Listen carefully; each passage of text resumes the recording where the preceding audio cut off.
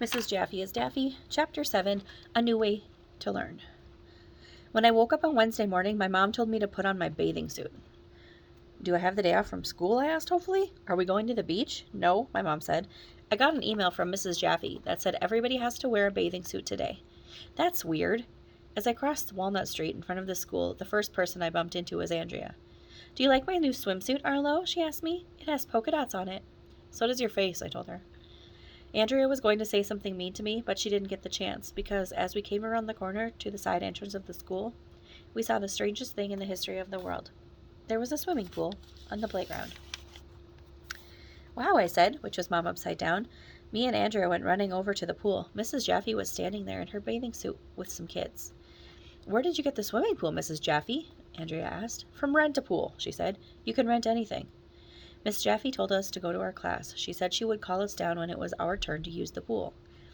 It felt like 1,100,000 years until Miss Patty finally made the announcement over the loudspeaker. Will Mr. Granite's class please report to the playground? Yay! Everybody yelled as we ran out of the classroom. Mr. Granite told us not to run, but we were all so excited to go swimming. It was hard not to. We were all out of breath when we got to the pool. Can we go swimming now? Ryan asked. Gee golly, no, said Miss Jaffee. I didn't get the pool for swimming. Why did you get it then? Asked Michael. For learning, she said. Studies show that guys and gals learn best underwater. What? Mrs. Jaffee gave each of us a pair of goggles and a sheet of paper that was covered with plastic. The page had a bunch of words on it, like Lincoln, Union, Grant, Lee, and South. What are we supposed to do with this? Asked Neil the nude kid. I want you to learn how to spell these Civil War vocabulary words, she said. Okie dokie, everybody into the pool. Can't we just learn the words out here and then go swimming for fun? Asked Michael. No, said Miss Jaffee. She pushed Michael in the pool. You'll learn better underwater. But I can't swim, yelled Emily. You'll learn to swim better underwater, too, Mrs. Jaffee said, pushing Emily into the pool. And then she ran around, pushing the rest of us into the water. But this isn't any fun, yelled Ryan. Who says learning is supposed to be fun? Miss Jaffee yelled. Now get underwater and start memorizing those words, doggone it. Mrs. Jaffee picked up a beach ball and bounced it off Ryan's head. I ducked underwater because I didn't want Miss Jaffee throwing a beach ball at me.